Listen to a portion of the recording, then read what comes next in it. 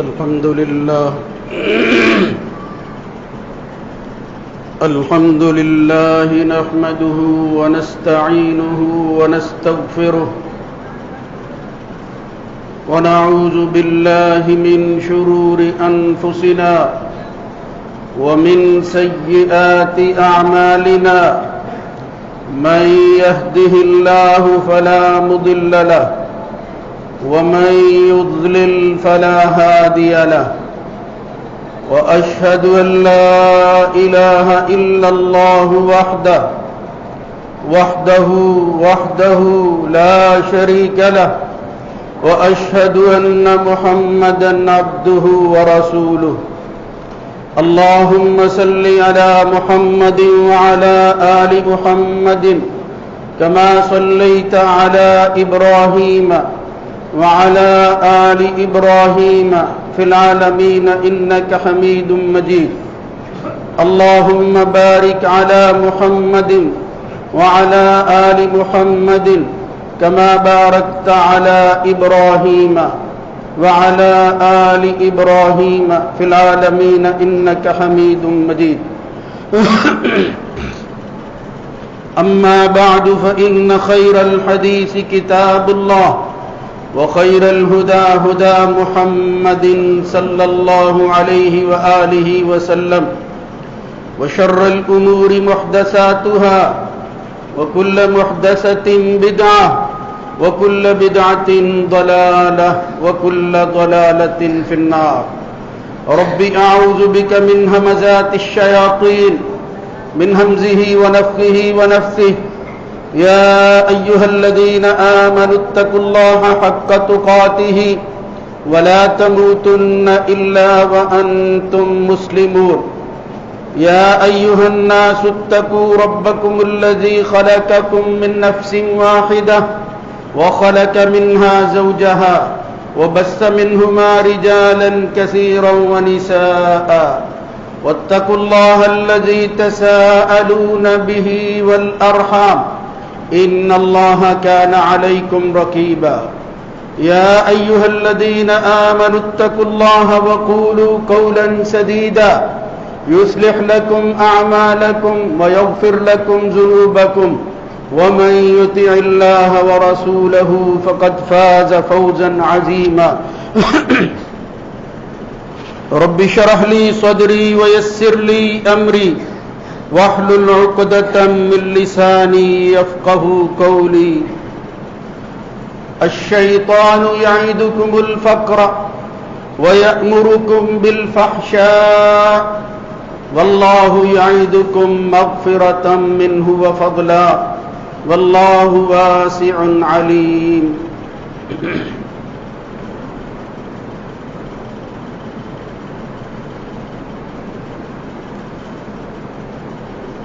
شیطان تمہیں خوف دلاتا ہے کہ فقیر ہو جاؤ گے اور بے حیائی پر مامور کرتا ہے، اس کا حکم دیتا ہے،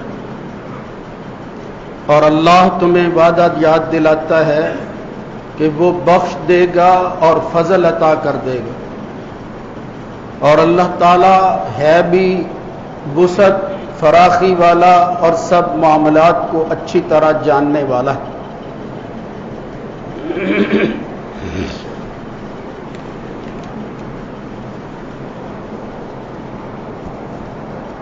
اللہ رب العزت کی حمد و ثنا کے بعد درود و سلام سید الرسل خاتم النبیین جناب محمد الرسول اللہ صلی اللہ علیہ وآلہ وسلم کی ذات گرامی پر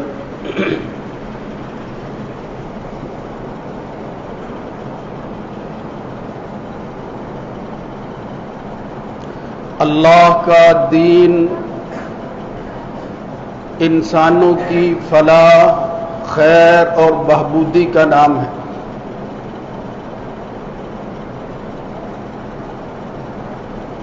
آسمان سے جو تعلیمات نازل ہوئی ہیں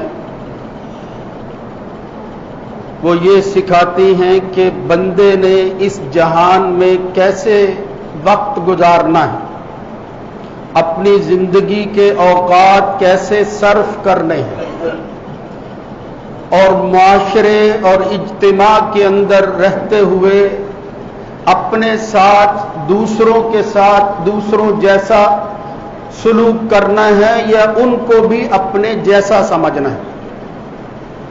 یہ سارا کچھ ہمیں دین سکھاتا ہے. یعنی دین محض عبادات اللہ کے سامنے جھکنے کا نام نہیں، بلکہ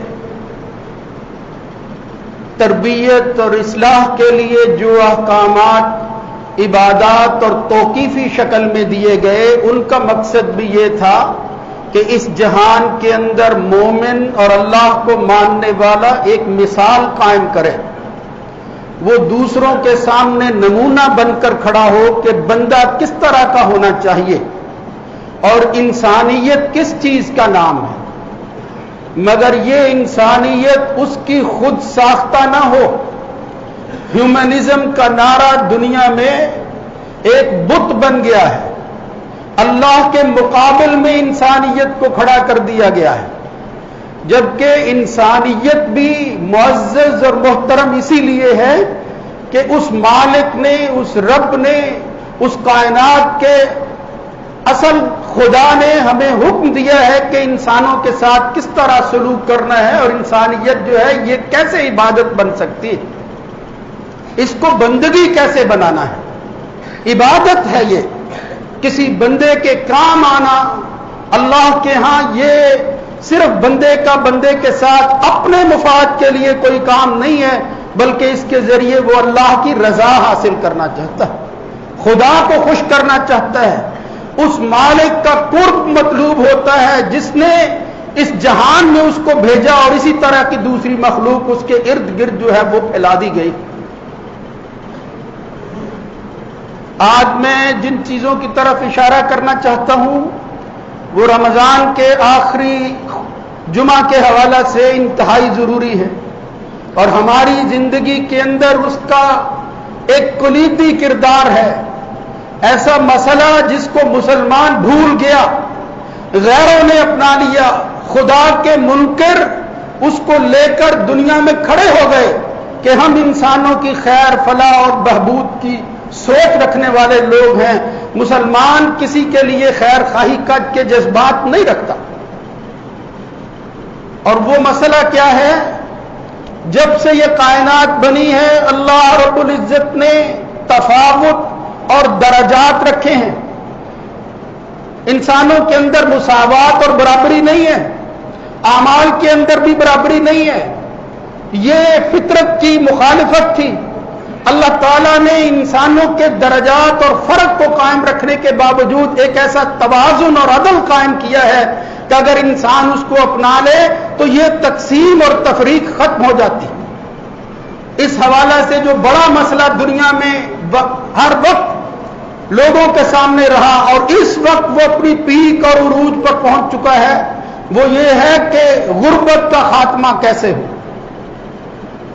یہ پاورٹی لائن جو ہے کراس ہو چکی ہے، اس کی ایویلیشن کیسے ہو، اس کا تدارک کیسے کیا جائے، یہ فقر کو کیسے ختم کرنا ہے جس کی وجہ سے معاشرے کے اندر جو ہے وہ بے چینی بڑھتی ہے اور عدم توازن پیدا ہو جاتا ہے. اس کی بحالی کیسے کرنی ہے کہ وہ توازن برقرار رہے، اس کے لیے غربت اور فقر کا خاتمہ وہ بہت ضروری ہے. اللہ کے احسانات دیکھو کہ اس نے جہان کو بنایا تھا اور اس کی تدابیر کا یہ بڑا حصہ تھا کہ وہ اس توازن کو برقرار رکھنے کے لیے انسانوں کے درمیان اس تفریق کو ختم کرنے کے لیے ایسے احکامات نازل کرتا رہا. اس سے پہلے اور اس امت کے اندر بالخصوص کہ جس کو اپنانے کے بعد اگر انسان یہ سوچ لے کہ میں نے اللہ ہی کی ماننی ہے تو میں ممبر رسول پر کھڑے ہو کر کہتا ہوں کہ اس دنیا کا بڑا مسئلہ اللہ کا حکم ماننے کی وجہ سے ختم ہو سکتا ہے. یہ غربت کا تدارک ہو سکتا ہے. آج ہم یہ بات جو کر رہے ہیں بظاہر ایک ایسا نعرہ مستانہ نظر آتا ہے، حقیقت نظر نہیں آتی، لیکن اگر اس پر عمل کر لیا جائے اور اس کو اس طرح مان لیا جائے اور امپلیمنٹ کر دیا جائے جس طرح خدا کی منشا ہے، تو یہ محض جو ہے وہ نعرہ نہیں ہے، محض دعویٰ نہیں ہے، ایک حقیقت بن کر جو ہے وہ سامنے آئے گی۔ غربت، غریب کا ساتھ دینا، غربت جب حد سے تجاوز کر جاتی ہے تو پیغمبر بھی اس سے پناہ مانگتے ہیں۔ محمد الرسول اللہ صلی اللہ علیہ وسلم صبح و شام جو دعائیں کرتے تھے، ان میں سے ایک دعا جو ہے اس کے اندر یہ لفظ آتے ہیں، اور دوسری حدیث کے اندر اس کی وضاحت آتی ہے، اللہم انی اعوذ بک من الفقر، یا اللہ اس غربت سے، اس فقر سے میں تیری پناہ ڈھونڈتا ہوں، مجھے بچا کر رکھنا۔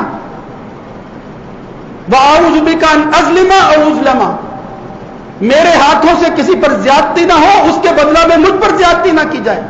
وَأَعُوذُ بِكَ مِنَ الذِّلَّةِ وَالْقِلَّةِ، میں پسپائی سے اور قلت سے پناہ میں آتا ہوں، میں تیری پناہ کا طلبگار ہوں، تو مجھے اپنی پناہ میں لے لے اور اس سے بچا لے۔ بالاختصار اس غربت کے لیے بے شمار احکامات نازل کیے گئے، ایک نظام وضع کیا گیا، مگر اس میں سے سب سے بڑی چیز جس کو پہلے پیغمبر بھی بیان کرتے رہے، وَإِذْ أَخَذْنَا مِيثَاقَ بَنِي إِسْرَائِيلَ لَا تَعْبُدُونَ إِلَّا اللَّهَ، جہاں اللہ ہی اکیلے کی بندگی کا حکم دیا بنی اسرائیل کو، وَبِالْوَالِدَيْنِ إِحْسَانًا وَذِي الْقُرْبَى وَالْيَتَامَى وَالْمَسَاكِينِ وَقُولُوا لِلنَّاسِ حُسْنًا، ان سب احکامات اور آداب کے ساتھ ساتھ ایک اور حکم ہوا، وَأَقِيمُوا الصَّلَاةَ وَآتُوا الزَّكَاةَ، نماز کا قیام ہو، اللہ کی بندگی، اس کے سامنے یہ پیشانی جھکے، اور ساتھ ہی کہا بندوں کا خیال کرو، اور اگر وہ مستحق ہو تو اپنا مال دے کر ان کو زکوٰۃ ادا کرو۔ یہ زکوٰۃ یا دوسرے لفظوں میں صدقے کا لفظ آتا ہے، صدقہ، مفہوم اس کا بھی یہی ہے، یعنی ایک ایسا عمل کرنا، مال کو دوسرے تک پہنچانا۔ اور وجہ کیا ہے؟ ان اللہ لم یفرض الزکاۃ الا لیطیب ما بقی من اموالکم، اللہ نے یہ زکوٰۃ فرض قرار دی ہے، فرض، تاکہ تمہارا باقی مال جو تمہارے پاس بچے، اس کو نکالنے کے بعد اس کی خباثت دور ہو سکے، اس کی نحوست ختم ہو سکے، اور اس کی پاکیزگی جو ہے وہ اجاگر ہو سکے۔ اللہ تمہارے مالوں کو پاک کرنے کے لیے یہ زکوٰۃ کا حکم دیتا ہے۔ نمو ہے اس کا معنی، اصلاح ہے اس کا معنی، یہ بڑھتی ہے، یہ کم نہیں ہوتی۔ بظاہر یہ کمی نظر آنے والی چیز جو ہے حقیقت کے اندر کم نہیں ہوتی۔ فرمایا زکوٰۃ در۔ اسماعیل علیہ السلام نے لوگوں کو نصیحتیں کی تو کیا کہا؟ وَاذْكُرْ فِي الْكِتَابِ إِسْمَاعِيلَ إِنَّهُ كَانَ صَادِقَ الْوَعْدِ وَكَانَ رَسُولًا نَبِيًّا وَكَانَ يَأْمُرُ أَهْلَهُ بِالصَّلَاةِ وَالزَّكَاةِ، صرف سجدے جو ہے ان پر زور نہیں دیا گیا، مال خرچ کرو، زکوٰۃ ادا کرو۔ اللہ نے مسیح ابن مریم کو زبان عطا کر دی، مہد کے اندر، پنگھوڑے میں، بچپنے کے اندر بول پڑے، اور وہ کیا بولتے ہیں؟ اوصانی بالصلاۃ والزکاۃ ما دمت حیا، میں اس اللہ کا بندہ ہوں اور پیغمبر ہونے والا ہوں جس نے مجھے نماز کے ساتھ ساتھ زکوٰۃ کا حکم دیا ہے کہ جب تک زندہ رہوں یہ کام کرتا رہوں۔ مکے کی آیات جب قرآن مجید اتر رہا تھا تو ان کی تلاوت کریں تو معلوم ہوتا ہے کہ اللہ رب العزت نے ان میں بھی زکوٰۃ کا حکم دیا تھا، مکے کے اندر بھی موجود تھی، ایک ذہن تیار کیا جا رہا تھا۔ مگر جب مدینے میں مسلمان ہجرت کر کے چلے گئے، پھر اللہ نے باقاعدہ نظام دے دیا، ایک دستور بنا دیا، اس کے اندر شکیں رکھی، اور مالی نظام کے حوالہ سے جہاں نماز کا حکم تھا پورے قرآن مجید کے اندر 30 کے قریب ایسی جگہ ہیں، 30 کے قریب جہاں اللہ کہتا ہے نماز قائم کرو اور زکوٰۃ دو۔ اور پھر ایک جگہ تو اللہ رب العزت نے ایمان کی نشانی اس کو قرار دیا کہ مومن اپنے ایمان کی نظر ثانی کرے اگر وہ زکوٰۃ نہیں دیتا۔ فَإِن تَابُوا وَأَقَامُوا الصَّلَاةَ وَآتَوُا الزَّكَاةَ فَإِخْوَانُكُمْ فِي الدِّينِ، تمہارے دینی بھائی اس وقت بنیں گے جب توبہ کرنے کے بعد وہ دوسرے کام جو کریں گے ان میں سے ایک ہے آتوا الزکاۃ، زکوٰۃ کو ادا کریں۔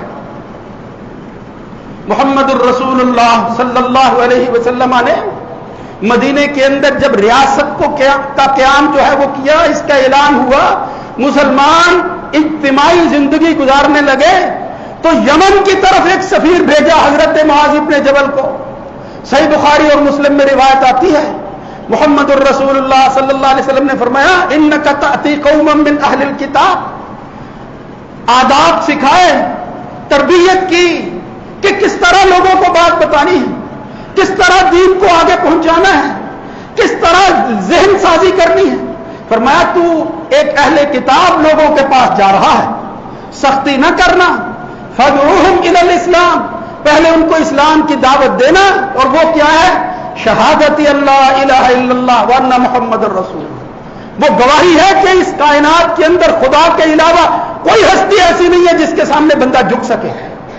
اور اس پیغام کو دوسروں تک پہنچانے والا اب آخری نبی اور رسول جو ہے وہ تشریف لا چکا ہے. اس کے بعد یہ نبوت اور رسالت ختم ہو جائے گی, اور اس شخص کا نام نامی اس میں گرامی ہے محمد الرسول اللہ صلی اللہ علیہ وسلم.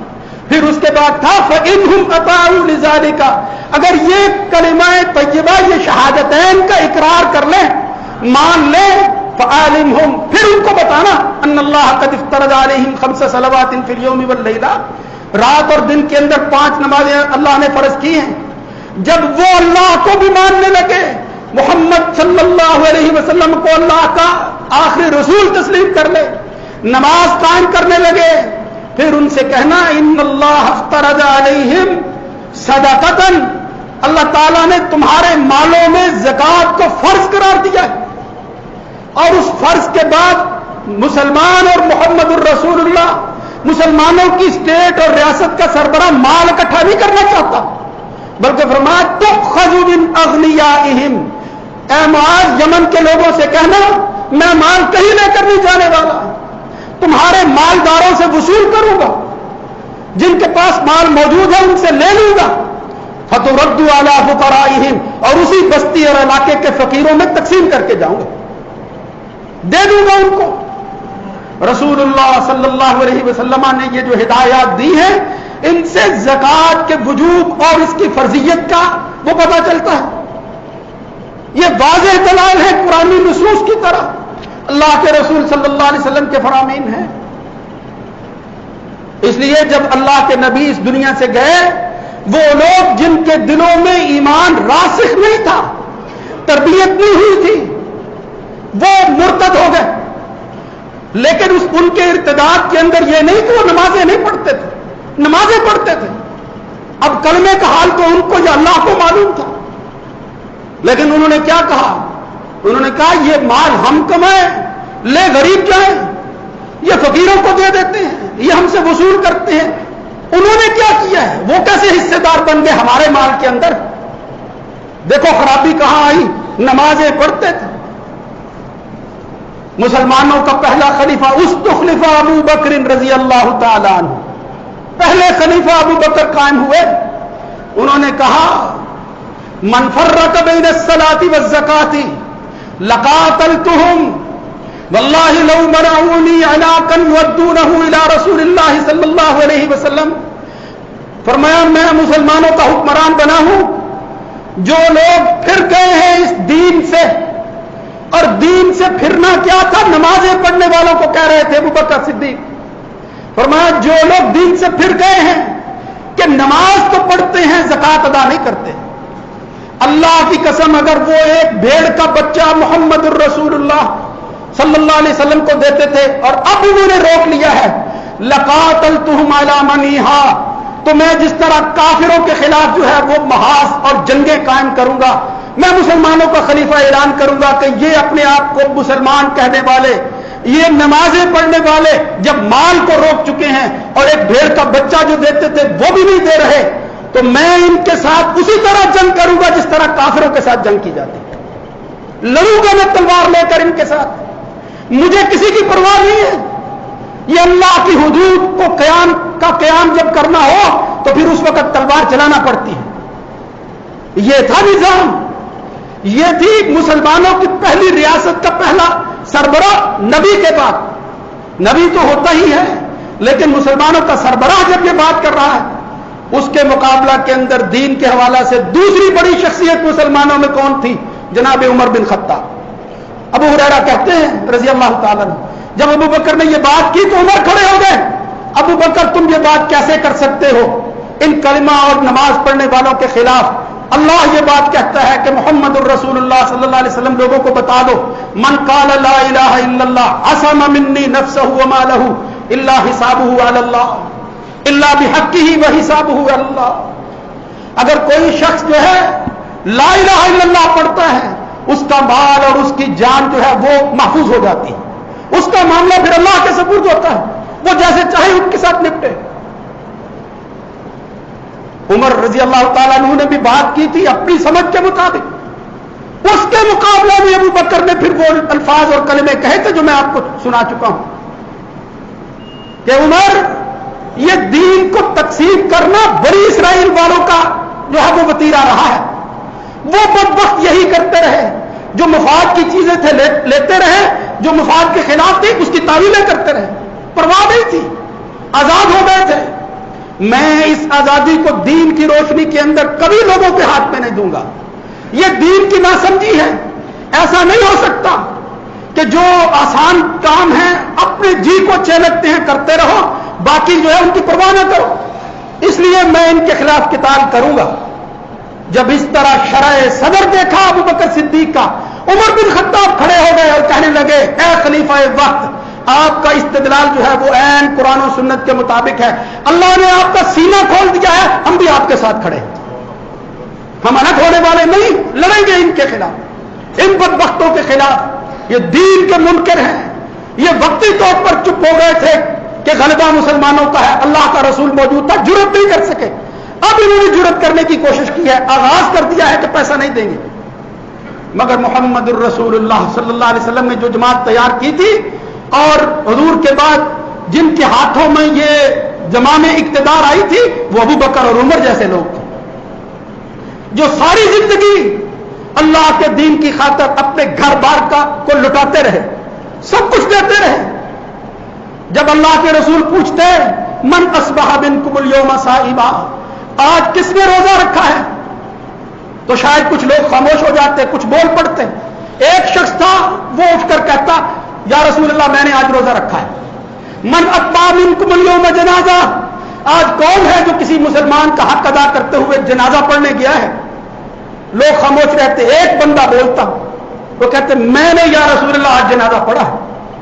صرف نمازیں نہیں، صرف روزے نہیں، آگے پوچھا نبی کریم صلی اللہ علیہ وسلم، من اصبح منکم اليوم واطعم مسکینا، آج کون ہے جس نے صبح کیا اور مسکین کو کھانا کھلایا؟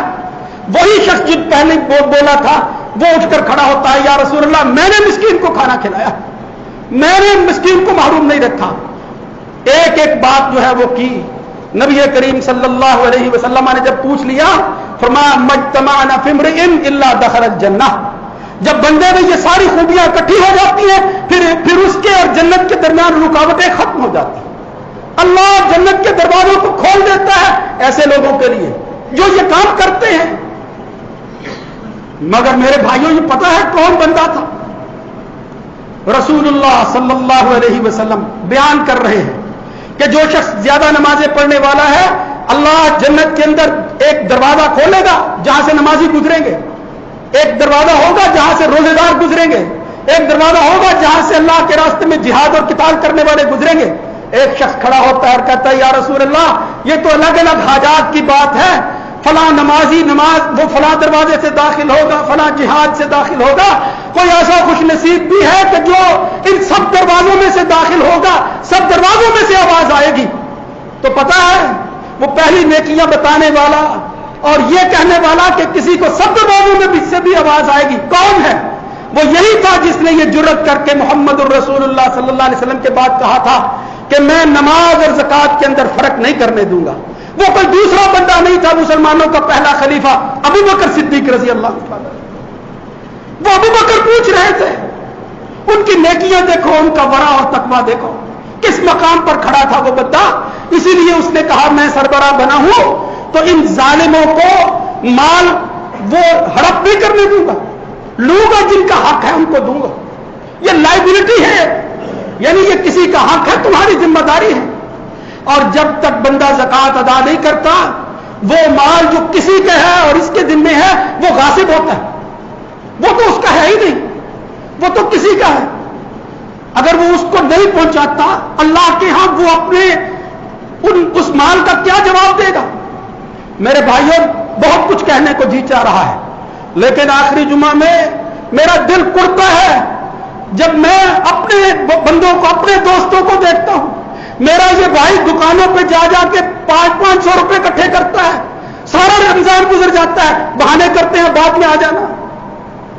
زکات تک ادا نہیں کرتے، کروڑوں کی دکانیں ہیں، ارب پتی ہو گئے ہیں جائیداد خرید کر، زکات نہیں ادا کرتے. آج اگر ابو بکر صدیق جیسا کوئی شخص ہوتا لڑتا ان سے، جلا دیتا ان کی ان جائیدادوں کو. تم اس قابل نہیں ہو. میرے بھائیوں ان جذبات کو دین سمجھ کر قبول کر لینا. میں اپنے نوجوانوں سے مخاطب ہو کر کہتا ہوں اپنے باپ سے جا کر پوچھو آج ابا جی آپ جو کچھ کھلا رہے ہیں اس میں اللہ کا حق ادا کرتے ہو یا نہیں؟ غریبوں کا حصہ نکالتے ہو یا نہیں؟ سارا رمضان گزر گیا، آپ نے اس مال کا حساب کیا ہے یا نہیں؟ یہ دکان جس کو دیکھ کر ہر روز خوش ہوتے ہو، اب مسجد کے اندر 2-4 سوٹ دے کر جو ہے وہ تنخواہ دیتے ہو لوگوں کو، اس کا حساب کر کے ایک ایک پائی گن کر غریبوں کو جن کا حق تھا وہ دی ہے یا نہیں؟ کہیں ایسا تو نہیں ہے ہم تمہاری اولاد ہے، غریبوں کا حق ہمیں کھلا رہے ہیں؟ ذرا غور کرو، کوئی بندہ اپنی اولاد کو زکات کھلانے کے لیے تیار ہے؟ اور جو غریب کا حق ادا نہیں کرتا اپنی اولاد کو زکات کھلا رہا ہے. اور پھر ہوتا کیا ہے؟ وہ بچے بھی باپ سے اسی طرح تربیت پاتے ہیں، سیکھ جاتے ہیں، بڑے ہو جاتے ہیں، اور پھر وہ بوڑھا مرنے کے قریب ہو جاتا ہے. اس بچے کو بہت اچھا سمجھتا ہے جو پائی نہیں دیتا، کسی کو کچھ نہیں دیتا، کہتا ہے یہ بہت سیانا ہے، یہ سمجھدار ہے، کاروباری ذہن رکھتا ہے. اور میرے بھائیوں سنو اللہ کے رسول صلی اللہ علیہ وسلم کیا فرما رہے ہیں. اگر کسی شخص کے پاس مال موجود ہے، نصاب کو پہنچا ہے، ما من صاحب ذهب ولا فضة لا يؤدي منها حقا، سونا موجود ہے، چاندی موجود ہے، رقم موجود ہے، لیکن اس کا حق ادا نہیں کرتا. اللہ پھر کیا کرتا ہے؟ فرماتا ہے ایک دن آنا ہے، میرے پاس تو تم نے آنا ہے، کر لو عیش، کتنے دن کر لو گے؟ یہ کوئی عیش کی زندگی نہیں ہے، تمہیں بھول لگی ہوئی ہے. فرمایا الا اذا كان يوم القيامة، حشر کا میدان ہوگا، قیامت بپا ہوگی. صفحت له صفائح من نار فأحمي عليها، اللہ تعالیٰ مال کو جو ہے وہ آگ کی سلاخیں بنا دے گا، ان کو داغے گا، ان بدبختوں کو. احمی علیہا، ان سلاخوں کے ساتھ اللہ یقوی بہا جنبہ و جبینہ، یہ سرداریاں قائم رکھنے والا، یہ اپنے آپ کو مالدار سمجھنے والا، کسی کو کچھ دے کر ساری زندگی زیر احسان رکھنے والا. غریبوں کو دیتے ہیں کہ ساری زندگی ہمارے وہ دستے نگر رہیں، بس ہماری مانتے رہیں، زکات نہیں دیتے، یعنی احسان کرتے ہیں، دے کر بھی ضائع کر لیتے ہیں. تو اللہ کے نبی صلی اللہ علیہ وسلم نے فرمایا ان کی پیشانیوں کو، ان کی پشتوں کو یہ آگ کی سلاخوں کے ساتھ ڈسا جائے گا. دوسری روایت میں آتا ہے من آتاہ اللہ مالا لم یؤتی زکاتہ، اگر مال دیا ہے اللہ زکات نہیں دے رہا، رمضان کا مہینہ گزر گیا، حساب تک نہیں کیا. چلو کسی کی ضرورت کے لیے وہ مال رکھتا ہے کہ فلاں غریب ہے وہ شادی کرے گا، اس کی بچی کو پیسے دیں گے، میرا فلاں عزیز ہے. سب سے بہتر جو ہے وہ مال دینا عزیز کو ہوتا ہے، قریبیوں کو ہوتا ہے، کسی دوسرے کو نہ دے. نہ مسجد کو دو، نہ مدرسے کو دو، یہ تو بعد کی باتیں ہیں. اپنے تمہارے عزیز وہ تمہاری نسل اور خون سے لو، تم عیش کرو، ان کو کھانے کے لیے جو ہے وہ 2 ٹائم کی روٹی بھی نہ ملے، زکات تک نہیں دیتے، فرض حصہ نہیں نکالتے. رسول اللہ صلی اللہ علیہ وسلم نے فرمایا پھر یہی مال جو ہے وہ شکل بدل لے گا، اللہ بدل دے گا. اور پھر وہ شکل کیا ہوگی؟ مسل لہ یوم القیامت شجاعا اکرا، ایسا اژدہا اور سانپ بن جائے گا یہ مال. یاخذ بالحزمتین، اس کے جبڑوں کو پکڑ کر منہ کھولے گا. یہی مال اب کیا کہے گا؟ انا مالک انا کنزک، گھبراؤ نہیں، دنیا میں تم نے جو کچھ عیش کرنا تھا کر لیا، وہی مال جس کو تو گن گن کر رکھتا رہا، آج یہ میری شکل کے اندر یہ سانپ بن کر تجھے جو ہے وہ ڈسنا شروع کر دے. اس کے گردن کے اندر توق جو ہے وہ ڈال دیا جائے گا اسی سانپ کا، اور پھر کہے گا میں تیرا مال ہوں. اور پھر اللہ کے نبی صلی اللہ علیہ وسلم نے اس پر قرآن کی آیت پڑھی وَلَا يَحْسَبَنَّ الَّذِينَ يَبْخَلُونَ بِمَا آتَاهُمُ اللَّهُ مِنْ فَضْلِهِ، اور جو بخیل لوگ ہوتے ہیں ان کے مال کو دیکھ کر خوش نہ ہوا کرو کہ ہوا خیر اللہم، بڑا مال ہے، بڑی خیر ہے. फरमाया बल हुआ शर्रुल लहुम, इससे बड़ा शर कोई नहीं है। सयुतव्वकून बिही यौमल क़ियामा, हसद वाला माल और रश्क वाला माल वो होता है, ला हसद इल्ला फिस्नतैन रजुल आताहुल्लाहु मालन फहुवा युनफिकु मिन्हु आना अल-लैल व आना अन-नहार।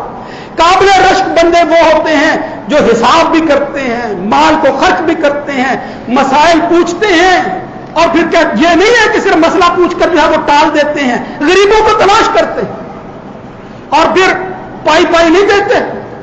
आज अगर निजाम होता तो हम इस तरह ज़कात अदा ना करते।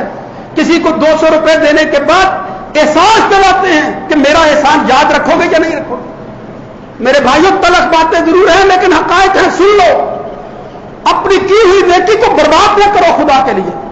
अगर अल्लाह ने तुम्हें इतना कुछ दिया हुआ है, किसी एक बंदे को तलाश करो, उसे इस काबिल बना दो कि आइंदा रमजान तक वो मांगने वाला न रहे, वो लेने वाला न रहे, वो देने वाला बन जाए।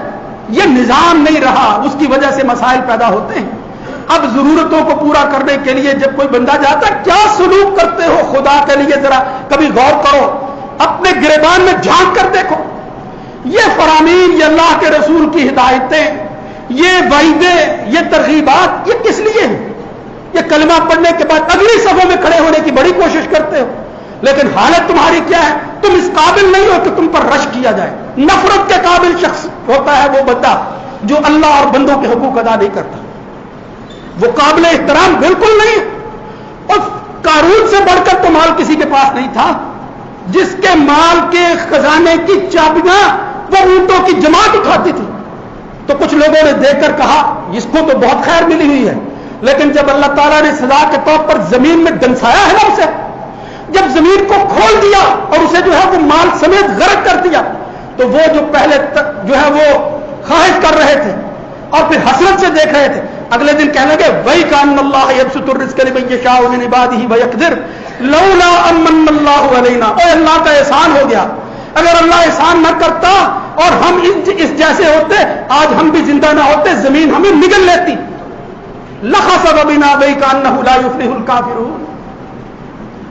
मेरे भाइयों, खुदा के लिए, और मैं फिर नौजवानों से मुखातिब होकर कहता हूं, और अगर कोई बड़ा बंदा, कोई बाप, कोई मां यह काम करती है, हां मैं यहां खवातीन से भी कुछ कह लूं, और मेरी माओ, बहनों, बेटियों, सोना तुम पहनती हो लेकिन ये समझती हो कि ये ज़कात तो मेरे खामद में अदा करनी है, परवाह नहीं करती। अगर माल तुम इस्तेमाल करती हो जीनत के लिए और तुम्हें इजाजत है, लेकिन तुम इसका हक अदा नहीं करती, तो खुदा न खास्ता जिम्मेदार जो है क़यामत के दिन तुम्हारा खामद नहीं होगा। तुम्हें ज़कात अदा करनी है, हिसाब तुम्हें करना है, अपने खामद को मजबूर करो। जिस तरह दूसरी चीजें मनवाती हो, ये मनवाओ कि इसका हक अदा करो, वरना मैं ये नहीं पहनूंगी। मैं ज़ेबो ज़ीनत इख्तियार करती हूं तेरे लिए, तू मेरा जो है वो घर का मालिक है, तेरे सामने सब कुछ करने का अल्लाह ने हुक्म दिया, रसूल ने हुक्म दिया है, लेकिन अगर तू इसका हक अदा नहीं करता, मैं ये करने के लिए तैयार नहीं हूं। मैं अपना ईमान बेचकर तुझे खुश नहीं करना चाहती। ईमान की बात है मेरे भाइयों, ये हकीकत है कि ईमान की बात है। ये मक्की सूरतों में आता है, कुल्लु नफ्सिन बिमा कसबत रहीना इल्ला अस्हाबल यमीन फी जन्नातिन यतसाअलून अनिल मुजरिमीन मा सलककुम फी सकर। अहले जन्नत जब मुजरिमों से पूछेंगे, ओ बदनसीबो, ये जहन्नम की आग तुम्हारे मुकद्दर में क्यों है? वो क्या कहेंगे? लम नकु मिनल मुसल्लीन व लम नकु नुतइमुल मिस्कीन। और यार, न कभी नमाज पढ़ी थी, न कभी किसी मिस्कीन का ख्याल किया था, और उसकी वजह से आज जहन्नम में चले गए। रात हमने आयतें पढ़ी और फिर मैं हैरान हुआ, आखिर में अल्लाह क्या कह रहा है? सूरह हाका पढ़ो, अल्लाह क्या कहता है? अल्लाह जहन्नमियों के बारे में कहेगा, जिनको फेंकना है अपने फरिश्तों से कहेगा खुजूहु फगुल्लू, ये वो बदबख्त हैं, इनको पकड़ो और इनको तौक पहना दो, कुत्तों की तरह तौक पहना दो। सुम्मल जहीम सल्लू, फिर जहन्नम में झोंक दो इनको। सुम्मा फी सिलसिलतिन ज़रूहा सबूना ज़िरा, फिर इनको ऐसी जंजीरों में जकड़ दो कि जो 70 हाथ लंबी होगी। इन वजह क्या है? अल्लाह क्यों इतनी सजा है इनको? काना ला युमिनु बिल्लाहिल अज़ीम, ये कहते थे किसने देखी है आखिरत, किसने पूछना है, और दुनिया तो अच्छी गुजारो। साथ ही दूसरी बात क्या कही? क्यों ये सजाएं मिल रही है? वला यहुज्जु अला तामिल मिस्कीन, और ये ना अल्लाह पर ईमान लाते थे, لوگوں کو, مسکینوں کو کھلانا تو دور کی بات ہے, ترغیب تک نہیں دلاتے تھے. کسی دوسرے کو نہیں کہتے تھے کہ بھائی تیرے پاس مال ہے, یہ غریب فقیر آدمی ہے. یہ میرے محلے کے اندر ایک خاتون موجود ہے بیچاری, جس کی بیٹی کینسر کی مریض ہے اور اس کو الٹرا ساؤنڈ کرنے کے لیے اس کے پاس پیسے نہیں ہے, خدا کے لیے اس کو پیسے دے دو. یہ کہتا تھا سوچیں گے. آج اللہ کہتا ہے اس کو توق پہنا کر جہنم میں پھینک دو. میرے بندے اس طرح وہ بلکتے رہے اور وہ بیچارے پیاس کی وجہ سے کہیں روزہ رکھتے اور صورت حال یہ ہوتی کہ خدا نہ خواستہ مرض کی وجہ سے وہ تکلیف اور بڑھ جاتی, تو ان کے دل سے کوئی اچھی آواز بھی نکلتی کہ ہمارے ارد گرد یہ خوشحال لوگ رہتے ہیں, ہمیں کیا ان سے غرض. اس لیے میرے بھائیوں, یہ میری سخت باتوں کو, یہ تھوڑی باتوں کو بہت سمجھو. خدا کے لیے آخری موقع ہے, آخری جمعہ ہے, آج بھی جا کر حساب کر لو, اللہ سے بچ جاؤ. اللہ کی گرفت جب آتی ہے تو پھر یہ کچھ ہوتا ہے, پھر اللہ ایسی وبائیں نازل کرتا ہے کہ تم دکانوں پر بیٹھے ہوئے مشورے کر رہے ہو کہ اب 8 دن کے لیے لاک ڈاؤن لگ جائے گا, کیا بنے گا ہمارا. جن کے پاس زیادہ ہے اسی فکر میں پڑے ہیں. یہ فکر کرنے کی ضرورت ہے کہ اللہ یہ دن دکھا کیوں رہا ہے اور یہ نحوست کے دن کیوں دیکھنے پڑ رہے ہیں ہمیں. مسلمان تو ہر وقت یہی سوچتا رہتا ہے میری غلطی کہاں ہے, میں نے اپنی اصلاح کہاں کرنی ہے, کب میں نے لوٹنا ہے, کہ جس کی وجہ سے اللہ رب العزت جو ہے وہ اپنے فضل کو عام کر دے اور پھر اللہ جو ہے وہ یہ کہے کہ انفق یبن آدم انفق. یہ تو کام ہی ایسا ہے, ادھر تو دنیا کے اندر خرچ کر, یہ نہ سمجھ کہ تیرا مال کم ہو رہا ہے, میں اللہ کائنات کا مالک تیرے اوپر خرچ کروں. ما من یوم یصبح العباد الا ملکان ینزلان. پھر اللہ تعالیٰ صبح کا آغاز کرنے والا جب اللہ کے راستے میں خرچ کرتا ہے 2 فرشتوں کو نازل کر کے کہتا ہے, جس نے دیا ہے ان کے بارے میں کہتا ہے اللہم آت منفقا خلفا, یا اللہ جو خرچ کر رہا ہے اس کو اور دے دے. وما انفقتم من شیء فهو یخلفہ, جو خرچ کر رہے ہو وہ کہیں نہیں جا رہا. اس جہان کے اندر سچے لوگ بندہ ڈھونڈتا ہے اور امانت ان کے پاس رکھتا ہے. اس کائنات کے مالک سے بڑھ کر کون سچا ہو سکتا ہے. ومن اصدق من اللہ حدیثا ومن اصدق من اللہ قیلا. اللہ کی بات سے بڑھ کر سچائی کسی میں نہیں ہو سکتی.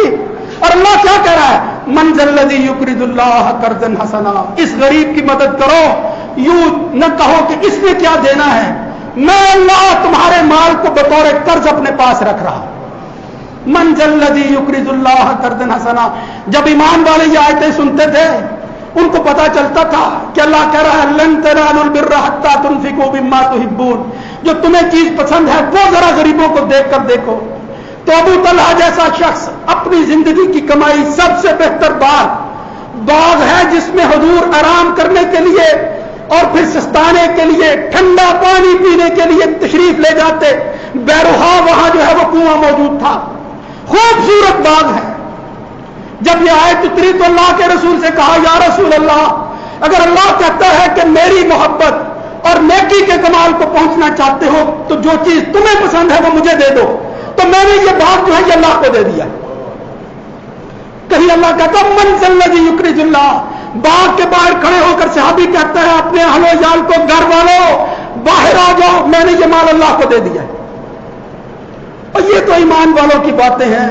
دعویٰ تو ہم نے بھی کیا ہوا ہے میرے بھائیوں. خدا کے لیے یہ کسی کی ذات کا مسئلہ نہیں ہے, اس سے مجھے کیا فائدہ ہے, لیکن جو مستحق ہیں خدا کے لیے ان کی دعائیں لے لو. اب میرے بھائیوں پہنچو ان لوگوں تک, ان بیواؤں تک, ان غریبوں تک, ان بچوں تک کہ جن کا رمضان ہماری طرح نہیں گزرتا. ہماری افطاری پر اللہ بڑی نعمتیں دیتا ہے. خدا کے لیے کبھی سوچ لو. میں نے اپنی ہوش میں دیکھا ہے میرے بھائیوں, بڑی ہی غلط, بڑی ہی تلخ بات میرے ذہن میں آ گئی. یہاں میں نے ایسی فیملیاں بھی دیکھی ہیں جن کی قربانیاں سارے شہروں میں پھرا کرتی تھی اور لوگ کہتے تھے کہ یہ فلاں سیٹھ کی قربانیاں ہیں. اور پھر ایک وقت ایسا بھی میں نے دیکھا ہے کہ ان کی خواتین لوگوں کی دکانوں پر زکات مانگ رہی ہیں. خدا کے لیے اللہ سے ڈر جائیں میرے بھائیوں. ہمارے دلوں سے خدا کا خوف نکل چکا. یہ مال ہمارا خدا بن چکا ہے, بت بن چکا ہے, ہم اس کی پوجا کر رہے ہیں. اس سے بچ جاؤ, اس کا حق ادا کر دو, پھر یہ اللہ وبائیں بھی ٹال دے گا, تمہارے دن بھی پھر جائیں گے. اقول قولی ھذا استغفر اللہ لی ولکم.